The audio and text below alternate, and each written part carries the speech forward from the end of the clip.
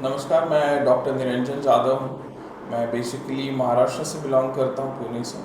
And मैंने राजकोट गुजरात में plexus medical hospital में पिछले मैं 2 महीने से सर्जरी स्टार्ट की है। मैं एक हार्ट सर्जन हूँ।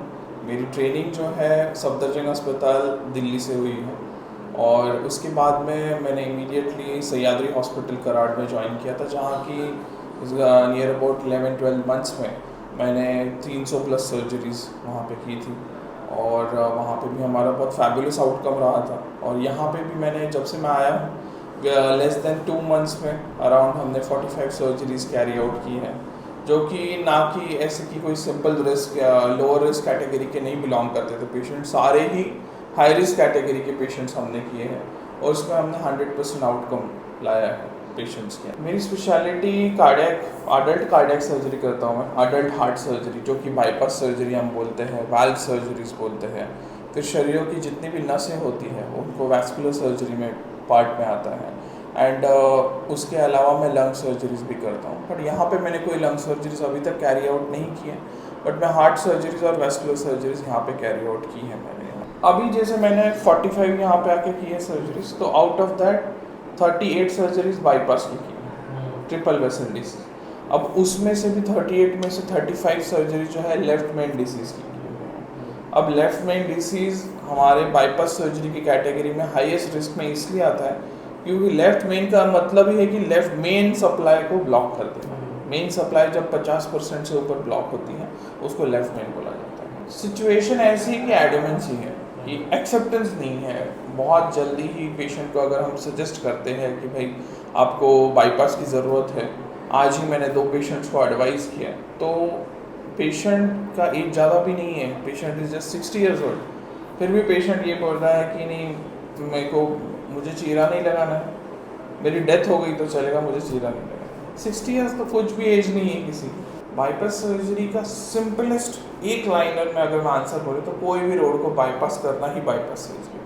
तो हम किस रोड को बाईपास करते हैं? ब्लड के रूट को बाईपास कर देते हैं। तो अगर मेरी एक उंगली को देखिए, यहाँ पे अगर सेंटर में ब्लॉकेज है तो हम यहाँ पे new route of blood supply दे देंगे, तो उसका यह कि हमने उस ब्लॉकेज को ही बाईपास कर दिया और नया रूट ब्लड सप्लाई का दे दिया, जिससे कि ब्लड को उस एरिया को रीच करने के लिए ईजी मोडालिटी मिल जाए। देखिए, पीडियाट्रिक एज ग्रुप में तो जो ये चीज़ें हो रही हैं, ये बेसिकली आज के डेट में भी बहुत सारी मदर्स है जिनको प्रीनेटल चेकअप्स नहीं होते हैं, जबकि ये सरकार ने मुफ्त में ये सुविधा उपलब्ध की है। एक टू सोनोग्राफी है पेट की, पेट में डिटेक्ट हो जाएगा बच्चे को कोई प्रॉब्लम है या नहीं। बट आज भी अनफॉर्चुनेटली हमारे ही नेबर्स रूडिमेंट्री परंपराएं और ये सब फॉलो करते हुए हॉस्पिटल में नहीं जाएंगे अनटिल एंड अनलेस लास्ट देना है। कहीं तो अभी भी होम डिलीवरीज हो रही, जबकि हर जगह पे आजकल मेडिकल सर्विसेज सारी अवेलेबल है। सेकेंडली अडल्ट में तो इसलिए हो रही है, इस एरिया के बारे में अगर मैं बोलना चाहूँगा तो यहाँ पे तो देखिए, कोई भी हार्ट डिसीज़ जो मतलब बाईपास जो होते हैं, जो ब्लॉकेजेस जो होते हैं, उसके कुछ फैक्टर्स होते हैं। उसमें से 2 प्राइम फैक्टर होते हैं। एक तो होता है कोलेस्ट्रॉल रिच फूड, जो फैटी रिच फूड होता है, और दूसरा होता है निकोटीन, जो कि स्मोकिंग, टोबैको चूइंग और ये सब मीडिया से आता है। और तीसरा एक और सबसे इम्पॉर्टेंट फैक्टर होता है, वो होता है डायबिटीज़। ठीक है, एंड देन आता है स्ट्रेस। आज के डेट में स्ट्रेस भी बहुत हायर लेवल पे होता है, जिसकी वजह से हाइपरटेंशन होता है।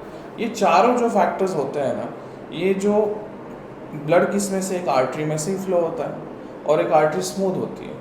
अगर उसके अंदर कोई भी पाइप के अंदर आप टर्बुलेंट फ्लो दोगे तो ब्लॉकेज होगा, अगर उसके अंदर आप अच्छा फ्लो दोगे तो सरलता से हो जाएगा। तो लाइफस्टाइल की वजह से ये सारे प्रॉब्लम्स हो रहे। सौराष्ट्र में तो बेसिकली टोबैको चूइंग, जो फाकी खाते हैं वो, हाई फैट फूड, तला हुआ ये सब, और स्ट्रेस मैनेजमेंट तो ठीक है, बट डायबिटीज़ भी बहुत हाई है। 370 आरबीएस के पेशेंट्स को मैं ऑपरेट करता हूँ।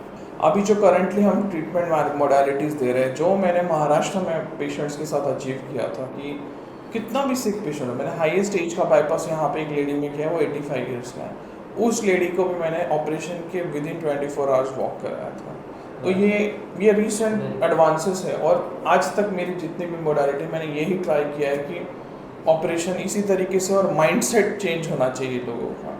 बाईपास को लेकर। आज के डेट में बहुत सारी मोडालिटीज़ आ गई हैं। मेरे पास पेशेंट्स आते हैं काफ़ी सारे कि हमें अहमदाबाद जाने के लिए एडवाइस किया है, बट मैं उनको बोलता हूँ कि ठीक है, अगर वहाँ पे हाई रिस्क में नहीं हो रहा है तो मैं हाई रिस्क कर देता हूँ आपके। और टच वुड उनके बावजूद हमने सारे हाई रिस्क पेशेंट्स यहीं पे ऑपरेट किए हैं।